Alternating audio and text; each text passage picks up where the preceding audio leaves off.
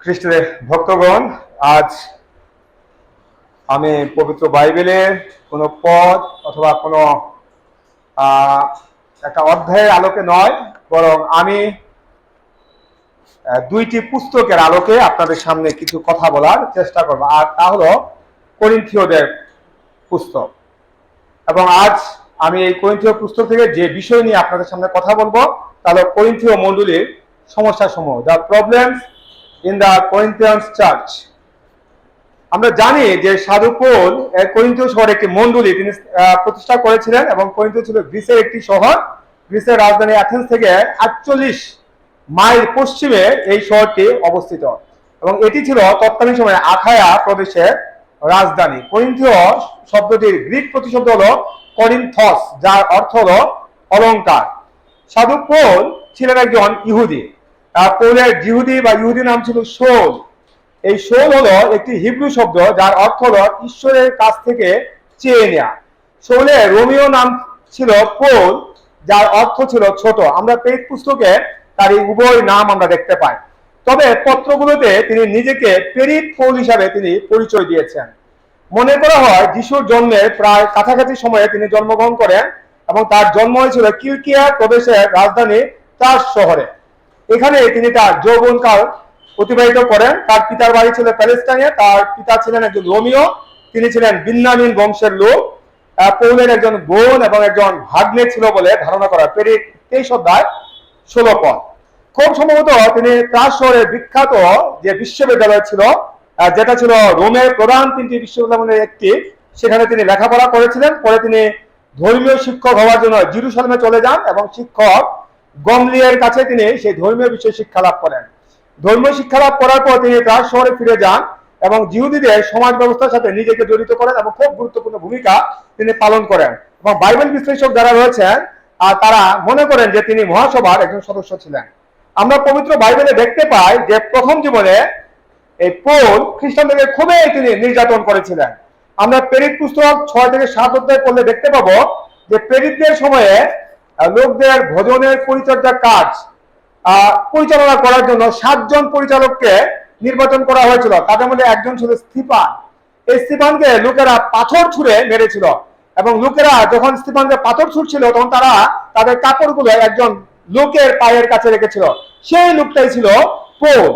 এবং প্রেরিত 7 অধ্যায় 60 পদে বলা হয়েছে স্তিফানকে পাথর মারার অনুমতি এই পৌল তিনি দিয়েছিলেন। যেদিন স্তিফানকে পাথর ছুঁড়ে হত্যা করা হয়েছিল সেদিন বিশ্বাসীদের উপর অনেক নির্যাতন নেমে এসেছিল, এবং জেরুসালেমের যে সকল মণ্ডলী ছিল খ্রিস্টানদের বা বিশ্বাসীদের, সেগুলোতে আক্রমণ করা হয়।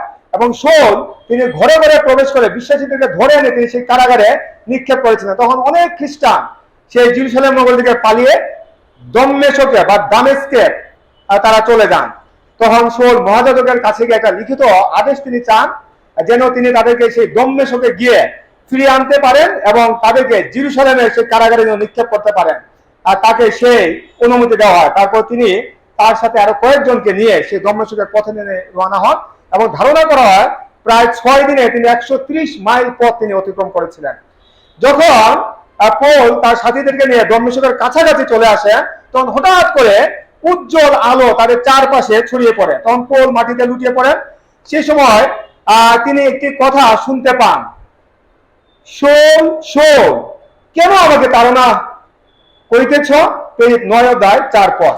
উত্তরে পৌল জিজ্ঞেস করেন, প্রভু আপনি কে? পৌল 9 অধ্যায় 5 পদ। তখন যিশু উত্তর দিয়ে বলেন, আমি যিশু, যাকে তুমি তাড়না করিতেছ। কিন্তু উঠো, নগরে প্রবেশ করো, তোমাকে কি করিতে হইবে তা বলা যাইবে। প্রেরিত 9 অধ্যায় 5 ও 6 পদ। তার সাথে যারা ছিল তারাও সেই কথাগুলো শুনতে পেয়েছিল, কিন্তু তারা কাউকে দেখতে পায়নি। তারপরে তারা শৌলকে মাটি থেকে তুলে, কিন্তু শৌল তিনি কিছুই দেখতে পাচ্ছিলেন না, কেননা তিনি ইতিমধ্যে অন্ধ হয়ে গিয়েছিলেন। তার সঙ্গীরা তাকে দম্মেশকে তখন নিয়ে যান। সেখানে তিনি 3 দিন গভীর ধ্যানের মধ্যে তিনি আচ্ছন্ন ছিলেন, এবং কোনো কিছু আহার বা তিনি পান করেননি। তখন তার মন পরিবর্তন হয়। দম্মেশকে অননীয় নামে একজন বিশ্বাসী ছিলেন। তিনি পৌলের এই মন পরিবর্তনের দর্শন পেয়েছিলেন, এবং পৌলের কাছে তিনি যান। অননীয় পৌলের কাছে যাওয়ার পরপরই তার চোখ ভালো হয়ে যায় এবং তিনি দেখতে পান, এবং এই পৌল অননীয়ের কাছে তিনি বাপ্তিস্ম গ্রহণ করেন। প্রেরিত 9 অধ্যায় 11 থেকে 16 পদ। তখন তার জীবনে সম্পূর্ণভাবে একটা পরিবর্তন নেমে আসে। আর তারপর থেকে তিনি নিজেকে প্রচার কাজে নিযুক্ত করেন এবং যিশুর সুসমাচার প্রচার করেন। অনেক লোকেরা তাই এই প্রচার শুনেন, ঈশ্বরের উপর বিশ্বাস করতে শুরু করে এবং দিনে দিনে মণ্ডলীতে বিশ্বাসীদের সংখ্যা আরো বৃদ্ধি পেতে থাকে। অনেকে মনে করেন যে 66 খ্রিস্টাব্দের দিকে পৌলকে নিরোর বিচারের সম্মুখীন করা হয়েছিল এবং সম্রাট নিরো তার বিরুদ্ধে মিথ্যা অভিযোগ এনেছিলেন এবং তাকে দোষী সাব্যস্ত করেছিলেন এবং তার শিরচ্ছেদ করা তিনি আদেশ দিয়েছিলেন। তারপর তিনি তাকে জল্লাদের হাতে ছেড়ে দেন এবং জল্লাদ তাকে নগরের বাইরে নিয়ে যায় এবং বদ্ধভূমিতে নিয়ে তার হাঁটু গেড়ে তাকে সেই তলোয়ার দিয়ে তার শিরচ্ছেদ করে তাকে হত্যা করেন। এভাবে পৌল তিনি মৃত্যুবরণ করেছিলেন। বাইবেল বিশ্লেষকরা তারা মনে করেন যে খুব সম্ভবত 47 থেকে 56 খ্রিস্টাব্দ এই 10 বছরের মধ্যে পৌল 3টি প্রচার যাত্রায় তিনি অংশগ্রহণ করেছিলেন। এক, পৌলের প্রথম প্রচার যাত্রা খুব সম্ভবত 47 থেকে 48 খ্রিস্টাব্দে তিনি এটা করেছিলেন। প্রেরিত 13 থেকে 14 পদের মধ্যে এর বর্ণনা পাওয়া যায়। পৌলের দ্বিতীয় প্রচার যাত্রা খুব সম্ভবত 49 থেকে 52 খ্রিস্টাব্দে তিনি এই প্রচার যাত্রা করেছিলেন। প্রেরিত 15 পদ থেকে 18 পদের মধ্যে এর বর্ণনা পাওয়া যায়। এবং পৌলের তৃতীয় প্রচার যাত্রা খুব সম্ভবত 52 থেকে 56 খ্রিস্টাব্দে তিনি এটা করেছিলেন। প্রেরিত 23 পদ থেকে 17 পদের মধ্যে পৌলের এই তৃতীয় প্রচার যাত্রার বর্ণনা পাওয়া যায়। তিনি তার এই প্রচার জীবনে পবিত্র বাইবেলের কমপক্ষে 13টি পুস্তক তিনি লিখেছিলেন এবং আমরা জানি নতুন নিয়মের 27টি পুস্তক রয়েছে, এর মধ্যে 21টি হলো পত্র। এই 21টি পত্রের মধ্যে 13টি পত্রই তিনি লিখেছিলেন এবং এটাও ধারণা করা হয় ইব্রিয় যে পুস্তক সেটাও পৌল লিখেছেন, যদিও এটা বিশেষ কোনো প্রমাণ নেই। তবে আমরা যদি দ্বিতীয় থিসসলুনিকীয় 3:17 থেকে 18 পদ পড়ি, সেখানে সাধু পৌল বলেছেন, এই মঙ্গলবার আমি পৌল স্বহস্তে লিখিলাম, প্রত্যেক পত্রে ইহাই চিহ্ন। আমি এই রূপে বলিয়া থাকি, আমাদের প্রভু যীশু খ্রিস্টের অনুগ্রহ তোমাদের সকলের সহবর্তী হোক। ইব্রিয় 13:25 পদে লেখা রয়েছে, অনুগ্রহ তোমাদের সকলের সহবর্তী হোক। এই যে একটা কথা, এই কথা থেকে বাইবেল বিশ্লেষকরা ধারণা করে থাকেন যে পৌল তিনি এই ইব্রিয় পুস্তকটিও তিনি লিখেছিলেন। বাইবেল থেকে জানা যায় পৌল তার দ্বিতীয় প্রচার যাত্রায় করিন্থ শহরে উপস্থিত হয়েছিলেন এবং সেখানে তিনি মণ্ডলী স্থাপন করেছিলেন এবং তার অবর্তমানে সেই করিন্থীয় মণ্ডলীতে বিশ্বাসীদের মধ্যে বিভিন্ন সমস্যার সৃষ্টি হয়েছিল। সেই সকল সমস্যা নিরসনের জন্য তিনি যখন তৃতীয় প্রচার যাত্রায় ছিলেন তখন তিনি তাদের প্রতি 2টি পত্র লিখেছিলেন, যেগুলো আজ আমাদের কাছে প্রথম করিন্থীয় এবং দ্বিতীয় করিন্থীয় পুস্তক হিসাবে পরিচিত। এগুলো হলো নতুন নিয়মের 7ম এবং 8ম পুস্তক। ধারণা করা হয় 55 থেকে 57 খ্রিস্টাব্দের মধ্যে তিনি এই প্রথম করিন্থীয় এবং দ্বিতীয় করিন্থীয় পত্রগুলো লিখেছিলেন। তবে অনেকে মনে করেন যে তিনি ইফিস শহরে অবস্থানকালে 57 খ্রিস্টাব্দে প্রথম করিন্থীয় পুস্তকটি এবং ফিলিপি নগরে অবস্থানকালে 58 সালে দ্বিতীয় করিন্থীয় পুস্তকটি লিখেছিলেন। আবার অনেকে ধারণা 58 খ্রিস্টাব্দে থিসসলুনিকীতে অবস্থানকালে তিনি দ্বিতীয় করিন্থীয় পুস্তকটি লিখেছিলেন এবং তিতের মাধ্যমে সেটি করিন্থীয়দের কাছে পাঠিয়েছিলেন। আপনারা যদি পবিত্র বাইবেল ডিকশনারি এই বইয়ের 212 থেকে 215 নম্বর পৃষ্ঠা দেখেন, সেখানে আপনারা এই তথ্যগুলো জানতে পারবেন।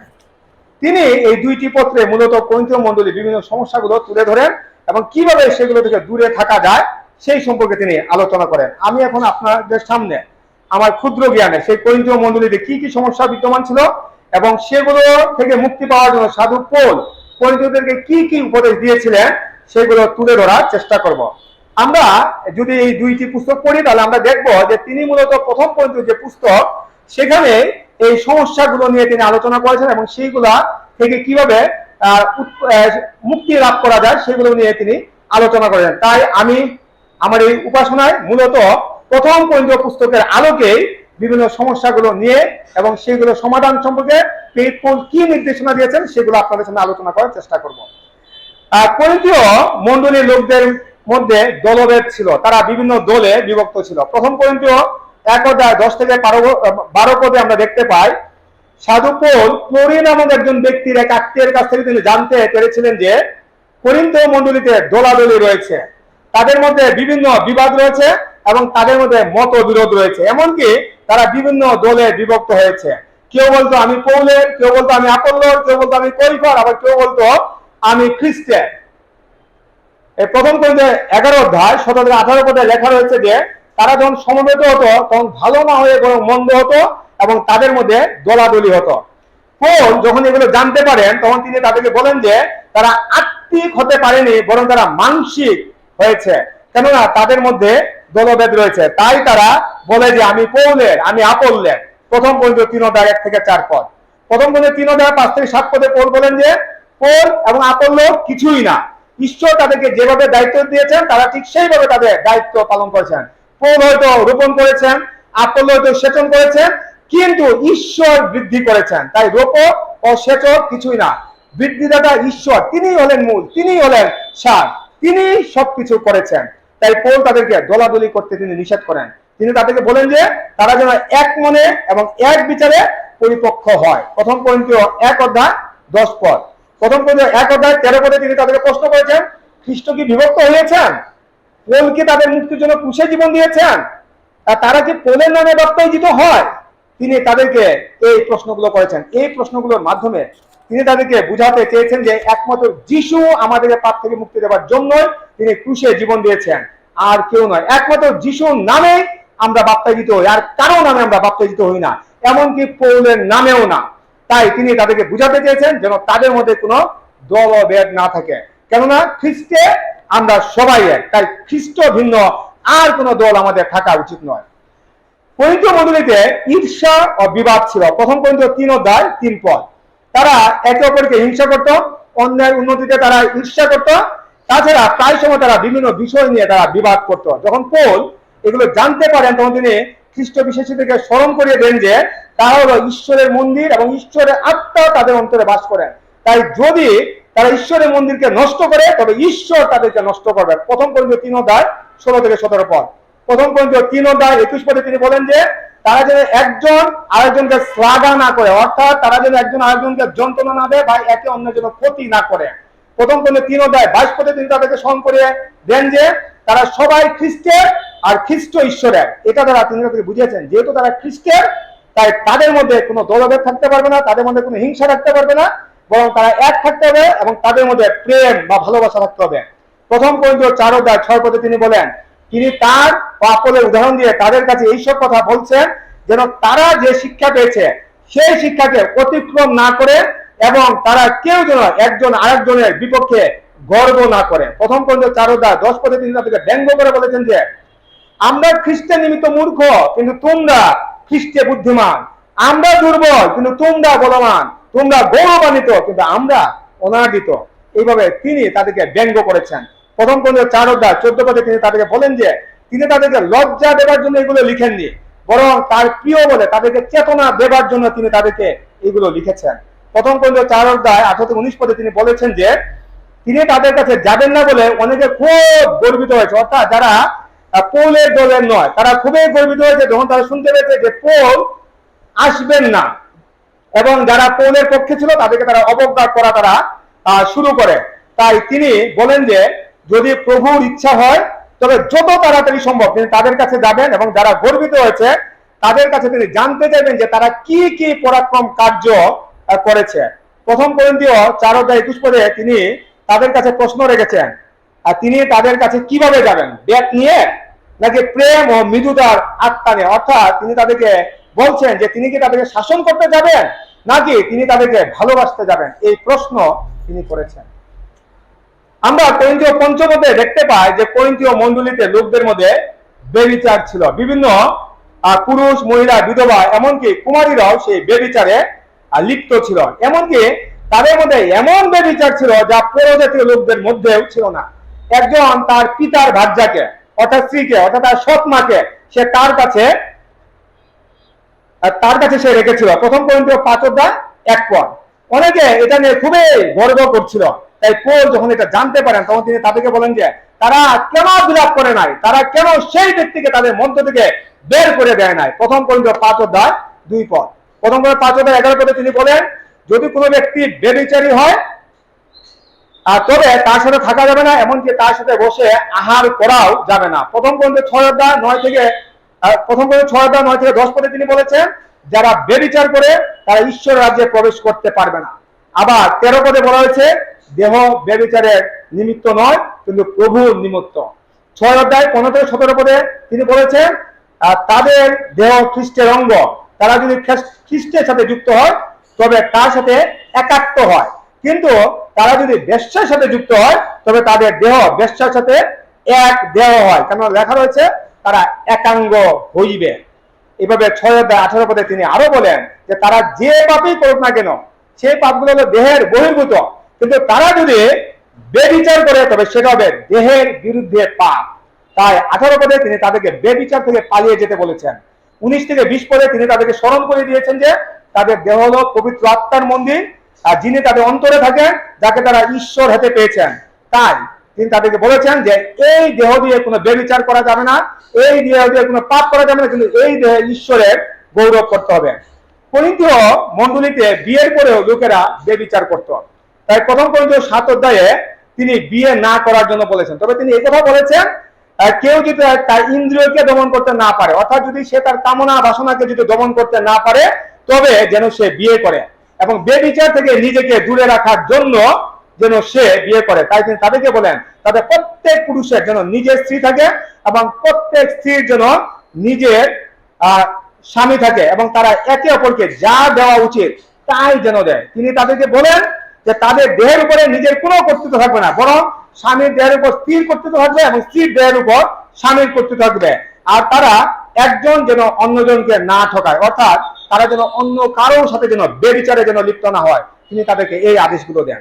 1 করিন্থীয় 7 অধ্যায় 8-9 পদে তিনি অবিবাহিত এবং বিধবাদেরকে বিয়ে করতে তিনি নিষেধ করেছেন। 1 করিন্থীয় 7 অধ্যায় 32-34 পদে তিনি বলেন যে যারা অবিবাহিত পুরুষ এবং নারী রয়েছে তারা প্রভুর বিষয় চিন্তা করে, কিভাবে প্রভুকে সন্তুষ্ট রাখবে সেই বিষয় চিন্তা করে, কিন্তু যারা বিবাহিত তারা সংসারের বিষয় চিন্তা করে। স্বামী চিন্তা করে কিভাবে স্ত্রীকে সন্তুষ্ট রাখবে, আর স্ত্রী চিন্তা করে কিভাবে স্বামীকে সন্তুষ্ট রাখবে। তাই তিনি তাদেরকে বিয়ে করতে নিষেধ করেছেন। কিন্তু তিনি এটাও আবার বলেছেন যদি ইন্দ্রিয় দমন করতে না পারে তবে যেন তারা বিয়ে করে। 1 করিন্থীয় 7 অধ্যায় 28 পদে তিনি কুমারীদের উদ্দেশ্যে বলেন যে বিয়ে করলে তাদের কোনো পাপ হবে না। আর তিনি স্পষ্টভাবে বলেছেন আগুনে জ্বলে পুড়ে মরার চেয়ে বিয়ে করাই উত্তম। 1 করিন্থীয় 7 অধ্যায় 9 পদ। করিন্থীয় মণ্ডলীতে বিবাহিত নারী পুরুষেরা একে অপরকে ছেড়ে যেত এবং বেবিচারে লিপ্ত হতো। তাই 1 করিন্থীয় 7 অধ্যায় 10-11 পদে তিনি বিবাহিতদেরকে বলেন যে স্বামী স্ত্রীকে এবং স্ত্রী যেন স্বামীকে ছেড়ে না যায়। যদি তারা একজন অন্যজনকে ছেড়ে যায় তবে যেন তারা অবিবাহিত থাকে। তিনি জানেন যে যদি তারা একজন আরেকজনকে ছেড়ে যায় এবং তাদেরকে যদি অবিবাহিত থাকতে হয় তাহলে তারা কেউ কাউকে ছেড়ে যাবে না। তাই তিনি তাদেরকে এই আদেশ দেন। 1 করিন্থীয় 7 অধ্যায় 39 পদে তিনি বলেছেন যে যতদিন স্বামী জীবিত থাকে ততদিন স্ত্রী আবদ্ধ থাকে, এবং স্বামী মারা গেলে সে স্বাধীন হয় এবং যাকে খুশি তাকে বিয়ে করতে পারে, কিন্তু সে যদি অবিবাহিত থাকে তবে সে ধন্যা।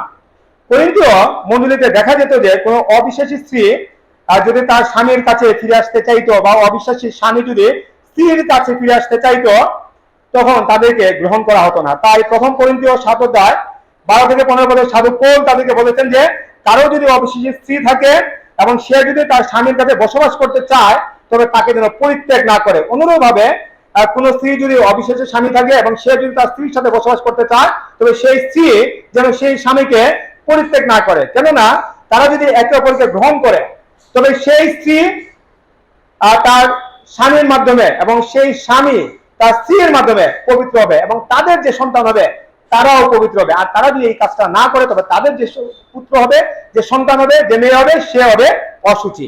1 করিন্থীয় 7 অধ্যায় 36-37 পদে তিনি কুমারী মেয়েদের পিতাদেরকে বলেন কেউ যদি মনে করে তার কুমারী মেয়ের বিয়ে না দিয়ে সে তার প্রতি অন্যায় করছে তবে সে যেন তার মেয়েকে বিয়ে দেয়, কিন্তু কেউ যদি সংকল্প করে যে সে তার মেয়েকে বিয়ে দিবে না তবে সে যেন তার মেয়েকে বিয়ে না দেয়। 1 করিন্থীয় 7 অধ্যায় 38 পদে তিনি বলেছেন যে আপন কুমারী কন্যার বিবাহ দেয় সে ভালো করে এবং যে না দেয় সে আরো ভালো করে।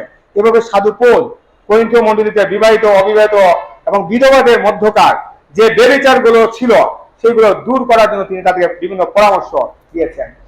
মণ্ডলী লোকেরা কোনো বিবাদ নিষ্পত্তি করতো না।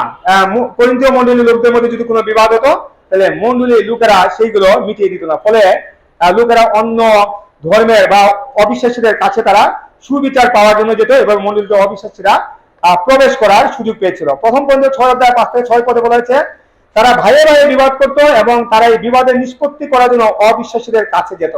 মণ্ডলীতে যারা ছিল তারা কেউই ভাইয়ে ভাইয়ে বিবাদ হলে তার নিষ্পত্তি করত না। তাই প্রথম করিন্থীয় 6 অধ্যায় 5 পদে পৌল তাদের কাছে জানতে চেয়েছেন, তোমাদের মধ্যে কি জ্ঞানবান এমন একজনও নাই যে ভাইয়ে ভাইয়ে বিবাদ হলে তার নিষ্পত্তি করে দিতে পারে? প্রথম করিন্থীয় 6 অধ্যায় 2 থেকে 3 পদে তিনি তাদেরকে স্মরণ করে দিলেন যে তারা জগতের বিচার করবে, এমনকি স্বর্গদূতের বিচারও তারা করবেন। প্রথম করিন্থীয় 6 অধ্যায় 7 পদে তিনি তাদেরকে সচেতন করার জন্য বলেন যে তারা যে একজন আরেকজনের বিরুদ্ধে বিচার চায় এর মাধ্যমে তারা লাভবান হচ্ছে এবং তাদের ক্ষতি হচ্ছে। এবং 8 পদে তিনি বলেন এর মাধ্যমে তারা অন্যায় করছে, বঞ্চনা করছে, এমনকি তারা নিজের ভাইয়ের প্রতি তারা করছে। প্রথম করিন্থীয় 8 থেকে 7 পদে লেখা রয়েছে যে করিন্থীয় লোকেরা তারা প্রতিমা পূজা করত, প্রতিমার কাছে তারা বলি উৎসর্গ করত এবং ভোজন করত। প্রথম কোন 8 অধ্যায় 12 পদে তিনি তাদেরকে বলেছেন যে এই কাজ করার মাধ্যমে তারা খ্রিস্টের বিরুদ্ধে পাপ করছে, কেননা খ্রিস্ট তাদেরকে পাপ থেকে মুক্ত করার জন্যই ক্রুশে মৃত্যুবরণ করেছিলেন।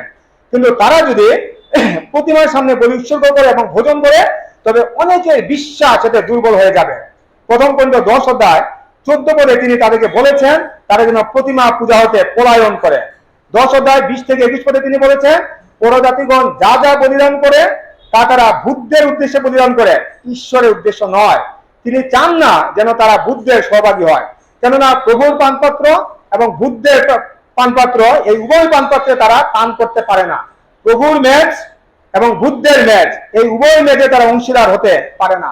প্রথম পর্যন্ত 10 অধ্যায় 28 পদে তিনি বলেছেন কেউ যদি বলে যে এটা প্রতিমার কাছে সর্বশ্রেষ্ঠ বলে তবু যেন তারা সেটা ভোজন না করে।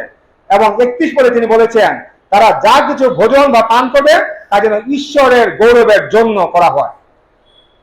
প্রথম করিন্থীয় 11 অধ্যায় 1 থেকে 6 পদে আমরা দেখতে পাই করিন্থীয় পুরুষেরা লম্বা লম্বা চুল রাখতো এবং মাথা ঢেকে প্রার্থনা করতো এবং ভাববাণী বলতো, আর মহিলারা মাথা না ঢেকে প্রার্থনা করতো এবং ভাববাণী বলতো। তাই প্রথম করিন্থীয় 11 অধ্যায় 3 থেকে 6 পদে তিনি বলেছেন প্রত্যেক পুরুষের মস্তক স্বরূপ হলো খ্রিস্ট এবং প্রত্যেক স্ত্রীর মস্তক স্বরূপ হলো পুরুষ। তিনি আরো বলেন যদি কোনো পুরুষ মাথা ঢেকে প্রার্থনা করে বা ভাববাণী বলে তবে সে তার মাথার অপমান করে, আর কোন স্ত্রী যদি মাথা না ঢেকে প্রার্থনা করে ভাববাণী বলে তবে সে তার মাথার অপমান করে। তাই কোন স্ত্রী যদি তার মাথা ঢেকে রাখতে না পারে তবে সে যেন তার মাথা নেড়া করে ফেলে, কিন্তু এটা তো তার জন্য হবে আরো লজ্জার বিষয়। তাই তিনি মহিলাদেরকে বলেন যেন তারা মাথা ঢেকে প্রার্থনা করে।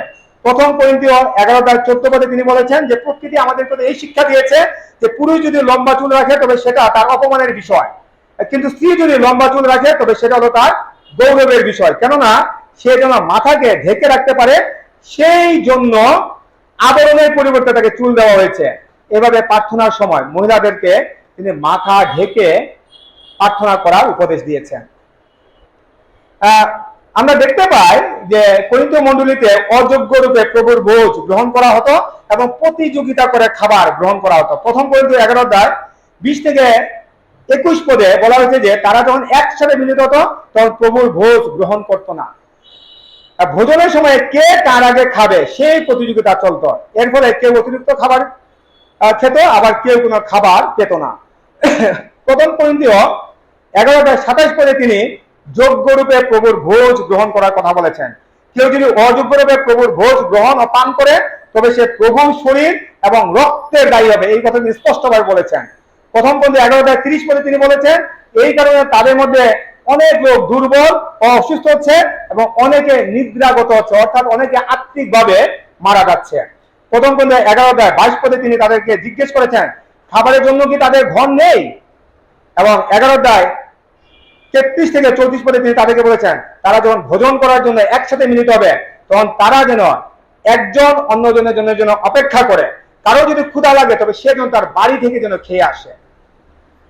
করিন্থীয় মণ্ডলীতে এমন সমস্যা ছিল যে কিছু হলে কেউ বলতো সে মণ্ডলীর কেউ না, আবার কেউ বলতো অন্যকে বলতো সে মণ্ডলীর কেউ না। এভাবে মণ্ডলীতে বিভিন্ন সমস্যা সৃষ্টি হয়েছিল। প্রথম করিন্থীয় 12 অধ্যায় 15 থেকে 17 পদে সাধু পৌল তাদেরকে বলেন পা যদি বলে আমি তো হাত নই তাই আমি দেহের অংশ নই তবেই সে যে দেহের অংশ হবে না এমন না, আবার কান যদি বলে আমি তো চোখ নই, তবেই সে দেহের অংশ হবে না, এমন নয়।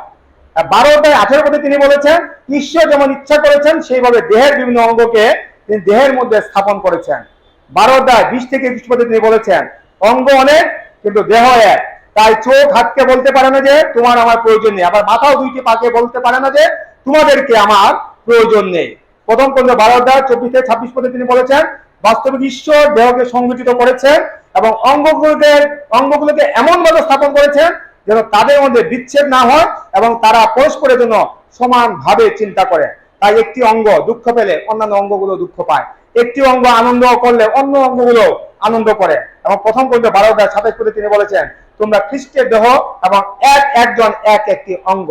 এখানে তিনি বুঝাতে চেয়েছেন যে আমরা সবাই একটি দেহের অঙ্গ।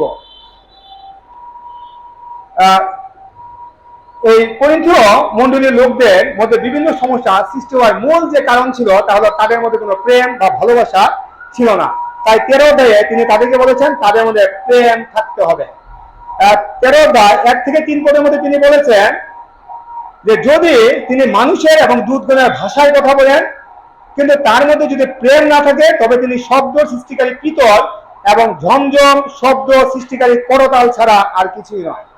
তার মধ্যে যদি ভাববাণী ও জ্ঞান থেকে এমনকি এমন বিশ্বাস থাকে যে তিনি পাথরকে যদি এখান থেকে সরে যেতে বলেন, সেই পাহাড়কে যদি এখান থেকে সরে যেতে বলেন এবং পাহাড়ও যদি সরে যায়, কিন্তু তার মধ্যে যদি প্রেম না থাকে তবে তিনি কিছুই নয়। আবার তিনি বলেন যে তিনি যদি তার সব কিছু দিয়ে দরিদ্রদেরকে আহার করান এবং তার এই দেহকে যদি পুরানোর জন্য দিয়ে দেন, কিন্তু তার মধ্যে যদি প্রেম না থাকে তবে তার কিছুই লাভ হয়নি। প্রথম কোরিন্থীয় 13:8 পদে তিনি বলেছেন, প্রেম কখনো শেষ হয় না। ভাববাণী শেষ হবে, বিশেষ বিশেষ ভাষা শেষ হবে, জ্ঞান শেষ হবে, কিন্তু প্রেম কখনো শেষ হবে না। 13 পদে তিনি বলেছেন তার কাছে 3টা বিষয় আছে, বিশ্বাস, প্রত্যাশা এবং প্রেম, আর এইগুলোর মধ্যে তিনি বলেছেন যে প্রেমই হলো শ্রেষ্ঠ। তাই প্রথম কোরিন্থীয় 14:1 পদে তিনি বলেছেন তারা যেন প্রেমের অনুধাবন করে। এভাবে সাধু পৌল লোকদের মধ্যকার হিংসা, ঈর্ষা, কুচিন্তাগুলো দূর করার জন্য তিনি তাদেরকে বলেছেন যেন তারা একে অপরকে ভালোবাসে। দেখা যেত যে সেই মণ্ডলী লোকেরা নিজেদেরকে গৌরবান্বিত করার জন্য প্রচার করত।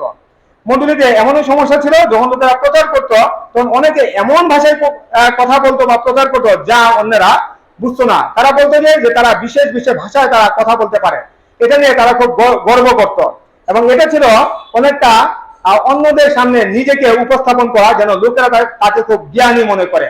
এর ফলে মণ্ডলীতে বিশ্বাসীর সংখ্যা বৃদ্ধি পাচ্ছিল না। 14 অধ্যায়ে সাধু পৌল লোকদেরকে বিশেষ বিশেষ ভাষায় কথা বলতে নিষেধ করেছেন। 14 অধ্যায় 2 থেকে 5 পদে তিনি বলেছেন যে বিশেষ ভাষায় কথা বলে সে মানুষের কাছে নয় বরং ঈশ্বরের কাছে কথা বলে, কেননা লোকেরা তার ভাষা বুঝে না। এর মাধ্যমে সে নিজেকে গেঁথে তোলে কিন্তু মণ্ডলীকে গেঁথে তুলতে পারে না। কিন্তু যে ভাববাণী বলে সে লোকদেরকে এবং মণ্ডলীকে গেঁথে তোলে। তাই তিনি চান যেন লোকেরা বিশেষ বিশেষ ভাষায় কথা না বলে বরং ভাববাণী যেন বলে। 14 অধ্যায় 13 পদে তিনি বলেছেন যারা বিশেষ বিশেষ ভাষায় কথা বলে তারা যেন লোকদেরকে অর্থ বুঝিয়ে দেয়, তবেই যেন তারা সেই প্রচার তারা করে। এবং 16 পদে তিনি বলেছেন যদি তা করা না যায়, অর্থাৎ এই বিশেষ ভাষা অর্থ যদি বুঝিয়ে দেওয়া না যায়, তবে তারা যে আত্মাতে খুব সুন্দর সুন্দর প্রার্থনা করছে তা লোকেরা বুঝতে পারবে না এবং তার এই প্রার্থনার সাথে তারা আমেনও বলতে পারবে না। 14 অধ্যায় 27 থেকে 28 পদে তিনি বলেছেন যদি কেউ বিশেষ ভাষায় কথা বলতে চায় তবে সে যেন অর্থ বুঝিয়ে দেয় অথবা অর্থ কারক যেন রাখে। যদি অর্থ কারক যদি পাওয়া না যায় তবে যেন সে মণ্ডলীতে নীরব থাকে। প্রথম কোরিন্থীয় 14 অধ্যায় 18 থেকে 19 পদে তিনি বলেছেন যে তিনি অনেক ভাষা জানেন এবং অনেক ভাষায় তিনি কথা বলতে পারেন, কিন্তু মণ্ডলীতে তিনি বিশেষ ভাষায় তিনি কখনোই কথা বলেন না। তিনি বিশ্বাস করেন মণ্ডলীর মধ্যে বিশেষ ভাষায় যদি তিনি 10,000 কথা বলেন এবং তা যদি লোকেরা বুঝতে না পারে, তার চেয়ে তিনি যদি 5টি মাত্র কথা বলেন এবং লোকেরা যদি এ থেকে শিক্ষা লাভ করতে পারে তাহলে সেই 5টি কথা বলাই ভালো। করিন্থীয় মণ্ডলী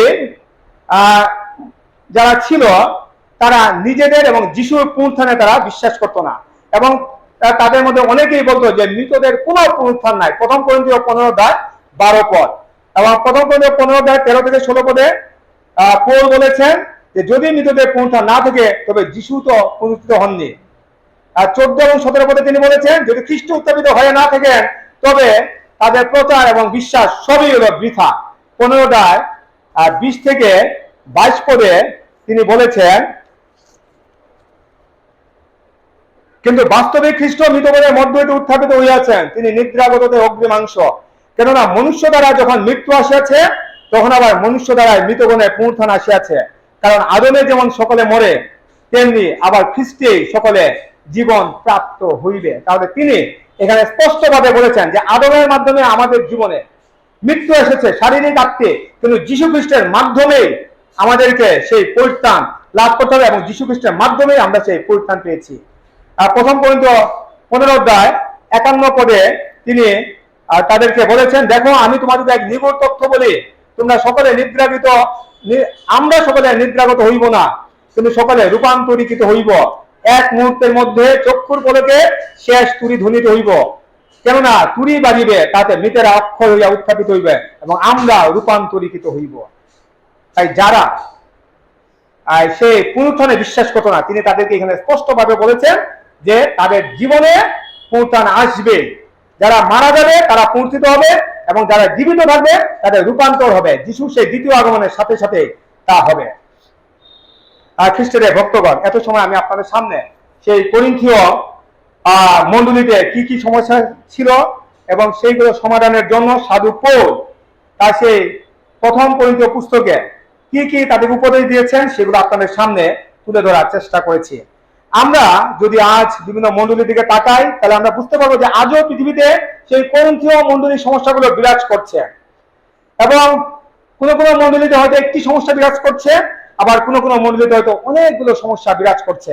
আমরা বিভিন্ন মণ্ডলীতে দেখতে পাই যে দলভেদ রয়েছে, লোকদের মধ্যে বিভিন্ন কমিটির মধ্যে দলভেদ রয়েছে। আমরা এই বাংলাদেশে দেখতে পাই যে ব্যাপটিস্ট ডিনোমিনেশন লোকেরা যারা রয়েছে, আমরা জানতাম যে কিছুদিন আগেও তাদের মধ্যে হয়তো দলভেদ ছিল বা এখনো আছে, যে সভাপতির দল, সম্পাদকের দল তারা বিভক্ত হয়ে গিয়েছে। আমাদের যে সিনড, প্রেসবিটারি বা সাব ডিস্ট্রিক্ট রয়েছে, সেখানেও আমরা দেখতে পাই যে দলভেদ রয়েছে। এমনকি আমরা যারা এখানে উপস্থিত, আমাদের মধ্যে হয়তো দলভেদ থাকতে পারে। তাই প্রেরিত পৌল আমাদেরকে বলেছেন যে আমাদের মধ্যে যেন দলভেদ না থাকে। আমাদের আলাদা আলাদা নাম থাকতে পারে, আমরা আলাদা আলাদা পরিবারে আমরা বসবাস করতে পারি, আমাদের চেহারা ভিন্ন হতে পারে, কিন্তু খ্রিস্টেতে আমরা সবাই এক। আমাদের তখন একটাই নাম, আমরা সবাই খ্রিস্টান এবং আমরা একটাই পরিবারের সদস্য, সেটা হলো খ্রিস্টীয় পরিবার। তাই আমাদের মধ্যে কোনো দলভেদ থাকা উচিত নয়। বিভিন্ন মণ্ডলীতে দেখা যায় যে লোকদের মধ্যে ঈর্ষা এবং বিবাদ রয়েছে। একজন আরেকজনের বিরুদ্ধে মিথ্যা রটনা রটায়, অন্যায়ের উন্নতিতে হিংসা করে, কিভাবে অন্যের ক্ষতি করবে তার চিন্তা করে। এর ফলে মণ্ডলী একজনের সাথে অন্যজনের বিবাদ আরো প্রকট হয়।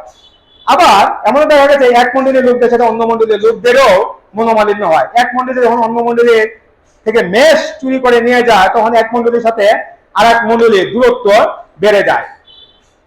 তাই সাধু পৌল আমাদেরকে স্মরণ করে দিয়েছেন যে আমরা হলাম ঈশ্বরের মন্দির এবং আমাদের অন্তরে ঈশ্বরের আত্মা বা পবিত্র আত্মা বাস করে। তাই আমাদের এই দেহ দিয়ে, আমাদের অন্তর দিয়ে কোনো পাপ কাজ করা যাবে না।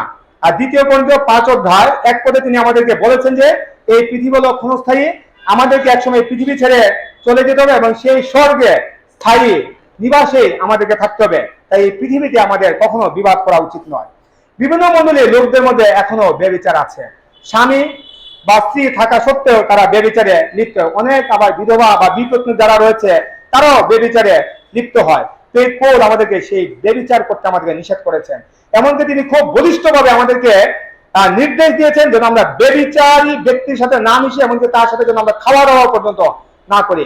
আবার অনেকে দেখা যায় যে বিয়ের পরে অনেকে আলাদা বসবাস করে, কিন্তু এই সাধু পৌল সেই কাজ করতে নিষেধ করেছেন। তারা বলেছেন যে বিয়ের পর স্বামী স্ত্রী হলো একাঙ্গ এবং তাদেরকে একসাথে থাকতে হবে এবং স্বামীর যা প্রাপ্য তার স্ত্রী তাকে দিবে এবং স্ত্রীর যা প্রাপ্য তার স্বামী তার দিবে। কেননা স্বামীর উপর স্ত্রীর এবং স্ত্রীর উপরে স্বামীরই কেবল অধিকার রয়েছে। আজও বিভিন্ন মণ্ডলীতে দেখা যায় মণ্ডলীর লোকদের মধ্যে বিবাদ রয়েছে, ভাইয়ে ভাইয়ে বিবাদ হচ্ছে। সেই বিবাদ মিটানোর জন্য মণ্ডলীর লোকেরা কোনো গুরুত্বপূর্ণ ভূমিকা পালন করেন। এমনকি যারা দায়িত্ব প্রাপ্ত রয়েছে তাদের কাছে ন্যায় বিচারে দাবি করলেও তারা তাদের দায়িত্ব সঠিকভাবে পালন করে না। তাই অবিশ্বাসীদের কাছে তারা যাচ্ছে ন্যায় বিচারের জন্য।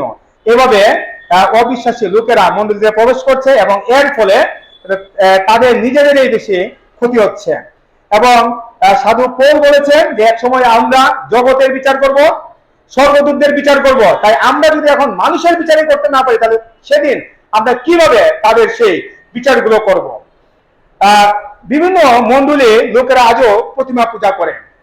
স্বর্গের ঈশ্বরকে বাদ দিয়ে তারা আজ এই পৃথিবীর বিভিন্ন দেবতাদের পূজা তারা করে। লুসিফারকে তারা ঈশ্বর মনে করে, সেই অর্থকে মানিকে তারা তাদের ঈশ্বর মনে করে, পাওয়ারফুল ব্যক্তিদেরকে তারা তাদের রক্ষাকর্তা বা তারা তাদের ঈশ্বর মনে করে। এবং এইভাবে অনেক লোকেরা ঈশ্বরের কাছ থেকে দূরে গিয়ে বিভিন্ন ধরনের ব্যক্তিদেরকে তাদের ঈশ্বর মনে করছে এবং প্রতিমা পূজা করছে। সাধু পৌল আমাদেরকে এই প্রতিমা পূজাগুলো থেকে দূরে থাকতে তিনি বলেছেন। অনেকে প্রার্থনা করার সময় যথাযথভাবে প্রার্থনা করে না। অনেকে লোক দেখানোর জন্য প্রার্থনা করে, অনেকে দীর্ঘায়িত প্রার্থনা করে, অনেকে উচ্চ স্বরে প্রার্থনা করে, অনেকে প্রার্থনা পুনরাবৃত্তি করে, যেগুলো আমাকে সম্পূর্ণভাবে নিষেধ করা হচ্ছে। তাই যখন আমরা প্রার্থনা করব তখন আমাদের মনে রাখতে হবে যে আমরা ঈশ্বরের সামনে দাঁড়িয়ে কথা বলছি, ঈশ্বরের কাছে আমরা যাচনা করছি। তাই আমাদের নম্র ভাবে আমাদের প্রার্থনা করতে হবে। বিভিন্ন মন্দিরে দেখা যায় প্রভুর ভোজের সময় যোগ্য রূপে প্রভুর ভোজ গ্রহণ করা হয় না। কে তার আগে প্রভুর ভোজ গ্রহণ করবে সেটা নিয়েও প্রতিযোগিতা হয়। সাধু পৌল আমাদের বলেছেন যখন আমরা প্রভুর ভোজ গ্রহণ করব তখন আমরা যেন একজন আরেকজনের জন্য অপেক্ষা করি এবং একসাথে যেন আমরা প্রভুর ভোজ গ্রহণ করি। আমি ছোটবেলায় আমি দেখেছি এখানে যখন প্রভুর ভোজ দেওয়া হতো তখন যিনি পালক ছিলেন তিনি প্রথমে একজনের কাছে যেতেন, তিনি সেই রুটি দিতেন, একজনের নিয়ে সেটা গ্রহণ করতো, আরেকজনের কাছে যেতেন, রুটি দিতেন, এভাবে একজনের কাছে যেতেন, প্রত্যেকে নিত গ্রহণ করতো। তারপর তিনি দ্রাক্ষারস নিতেন, প্রত্যেকের কাছে যেতেন, তারা নিয়ে নিয়ে গ্রহণ করতো আর তিনি চলে আসতেন। আমাদের এভাবে প্রভুর ভোজ গ্রহণ করার জন্য পৌল বলেননি, বরং আমরা এখন যেভাবে প্রভুর ভোজ গ্রহণ করছি সেইভাবে গ্রহণ করার জন্য বলেছেন। আমাদের অত্র এলাকার পালক রেভারেন্ড নির্মল মারা তিনি যখন প্রভুর ভোজ দেন তখন তিনি সবাইকে অনুরোধ করেন যে আপনারা কেউ খাবেন না, আমরা সবাই একসাথে খাবো। এবং আমরা সেই প্রভুর ভোজ যখন গ্রহণ করি তখন আমরা সেই সবাই একসাথে সেই যিশুর দেহরূপ রুটিকে এবং যিশুর রক্তরূপ সেই দ্রাক্ষারসকে আমরা গ্রহণ করি। এবং এই পৌল তিনি আমাদেরকে বলেছেন এইভাবেই যেন আমরা একসাথে যেন প্রভুর ভোজ যেন আমরা গ্রহণ করি। বিভিন্ন মন্ডলীতে যখন কোনো আত্মিক উদ্দীপনা সভা হয় বা অন্য কোনো ধরনের সভা হয় তখন দেখা যায় যে মন্ডলীর লোকেরা কে কার আগে খাবে সেই প্রতিযোগিতা করে। অন্য মন্ডলীর লোকেরা খাচ্ছে কিনা সেদিকে তারা কোনো নজরেই দেয় না, কিন্তু নিজেদের খাবার খাওয়া নিয়ে তারা খুব ব্যস্ত থাকে। পৌল এই ধরনের কাজ করতে আমাদের নিষেধ করেছেন, বরং তিনি আমাদেরকে বলেছেন যে আমাদের যদি ক্ষুধা লাগে তাহলে আমরা যেন সেই আমাদের বাড়ি থেকে যেন আমরা খাবার খেয়ে আসি। আমি একবার হবিগঞ্জ সেই প্রেসিডেন্ট চার্চে তারা যে উদ্দীপনা সভা করে সেখানে আমি যোগদান করেছিলাম এবং আপনারা জানেন সেটা আয়োজন করেন খ্রিস্টের ভক্ত দাস ডক্টর জন সরকার। এবং আমি দেখেছি সেই 3 দিনের উদ্দীপনা সভায় আমি দেখেছি যে যখন খাবার পরিবেশন করা হতো তখন তিনি হেঁটে হেঁটে তিনি দেখতেন যে সবাই খাবার পাচ্ছে কিনা, এবং সবার যখন খাবার শেষ হয়ে যেত তারপরে তিনি আহার তিনি গ্রহণ করতেন। সেই চিত্তাগর মন্ডলীতে কয়েক বছর আগে একটা উদ্দীপনা সভা হলো, সেখানে যে সম্পাদক মিস্টার প্রদীপ শর্মা তিনি সেই উদ্দীপনা সভার দিন তিনি উপবাস থেকেছিলেন। গত বছর সেই মোগাইপার মন্ডলীতে যখন উদ্দীপনা সভা হলো আর সেখানে আমাদের খ্রিস্টান ভাতা রেসপন আজিম সে সেদিন উপবাস রেখেছিল।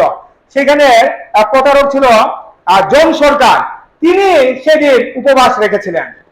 তাহলে আমাদের খ্রিস্টের ভক্ত দাসেরা তারা কখনোই এই জাগতিক খাবারের জন্য তারা লালায়িত হয় না, তারা জাগতিক খাবারকে তারা গুরুত্ব দেয় না, কিন্তু তারা সেই আত্মিক খাবারকে তারা গুরুত্ব দেন। তাই আমাদেরও যখন আমরা কোনো সভা করব তখন আমাদের উচিত যে আমরা সেই আত্মিক খাবারকে গুরুত্ব দিব, জাগতিক খাবারকে নয়।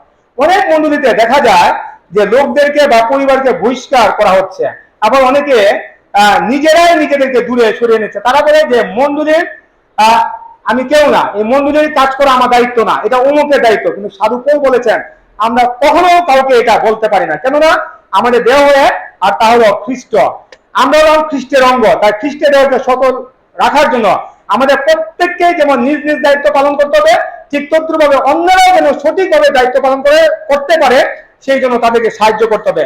বিভিন্ন উদ্দীপনা সভা এবং মন্ডলীতে যদি কোনো কাজ হয় তখন আমরা প্রত্যেকেই এই কাজগুলো করে থাকি, কেননা আমরা বিশ্বাস করি যে এটা হলো খ্রিস্টের কাজ এবং আমরা সবাই মিলে সেই কাজগুলো আমাদেরকে করতে হয় এবং আমরা এর মাধ্যমে ঈশ্বরের দেহকে আমরা সুদৃঢ় করি। অনেক বন্ধুদের দেখা যায় যখন কেউ প্রচার করে তখন তিনি বিশেষ ভাষায় প্রচার করেন, এর মাধ্যমে তিনি লোকদেরকে দেখাতে চান যে তিনি অনেক কিছু জানেন। তিনি যা প্রচার করেন তার অর্থ হয়তো অনেকে জানে না। আজ যদি এখানে কেউ চীনা বা জাপানি ভাষায় যদি প্রচার করেন তবে তিনি কি বলছেন তা আমরা বুঝতে পারবো না, আমাদের কাছে তার এই প্রচার হবে বৃথা। আজ আমি যদি এখানে একটি বিশেষ ভাষায় প্রচার করি এবং লোকেরা যদি তা না বুঝে তবে আমার এই প্রচার হবে বৃথা। তাই সাধু পৌল আমাদেরকে বলেছেন যেন আমরা বিশেষ বিশেষ ভাষায় যেন প্রচার না করি, বরং আমরা সেই ভাষায় যেন আমরা প্রচার করি যে ভাষা লোকেরা বুঝবে, এবং আমাদেরকে এমন ভাবে প্রচার করতে হবে যেন তার মাধ্যমে লোকেরা যেন পরিপক্ক হতে পারে এবং মণ্ডলীকে যেন গেঁথে তোলা যেতে পারে। আবার অনেক সময় দেখা যায় যে একজন বক্তা অনেক সময় ধরে কথা বলছেন, কিন্তু তিনি কি প্রচার করছেন তা তিনি যেমন জানেন না, তেমনি যারা শ্রোতা রয়েছে তারাও বুঝতে পারছে না। তাই সাধু পৌল বলেছেন যদি অল্প কথা যদি কাজ হয় তাহলে বেশি কথা বলার কোনো প্রয়োজন নাই। এবং তিনি বলেছেন যে 5 মিনিটে যদি আমরা কাউকে যদি কোনো একটা বিষয় শিক্ষা দিতে পারি তাহলে আমাদের 1 ঘন্টা প্রচার করার কোনো প্রয়োজন নাই। এবং আমাদের প্রচার করতে হবে এমন হবে যেন ঈশ্বরকে গৌরবান্বিত করা যায় এবং লোকদেরকে যেন ঈশ্বরের বাক্য সম্পর্কে যেন শিক্ষা দেওয়া যায়।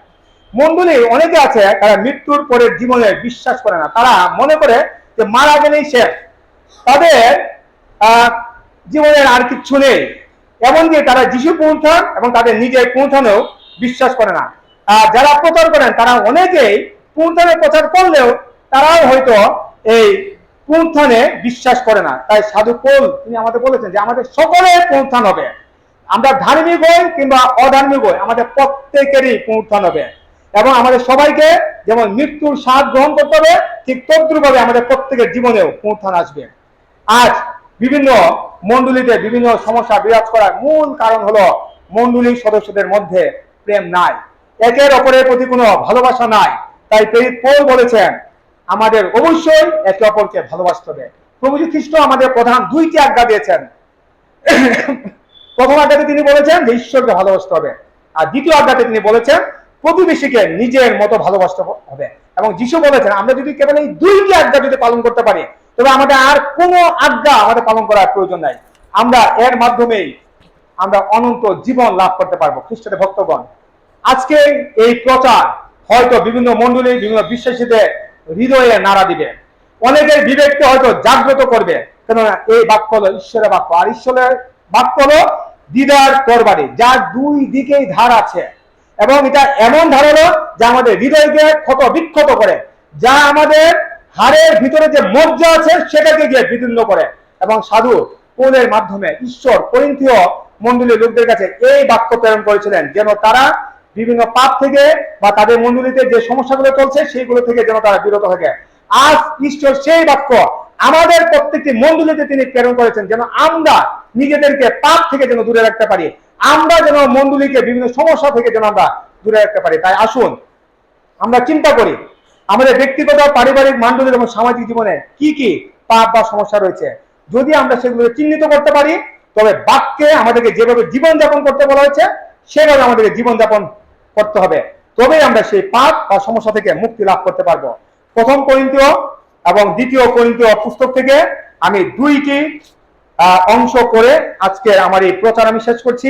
প্রথম করিন্থীয় 15 অধ্যায় 58 পদ, সেখানে সাধু পৌল তিনি বলেছেন অতএব হে আমার প্রিয় ভাতৃগণ সুস্থির হও, নিশ্চল হও, প্রভুর কার্যে সর্বদা উচ্চিয়া পড়ো, কেন তোমরা জানো যে প্রভুতে তোমাদের পরিশ্রম নিষ্ফল নয়।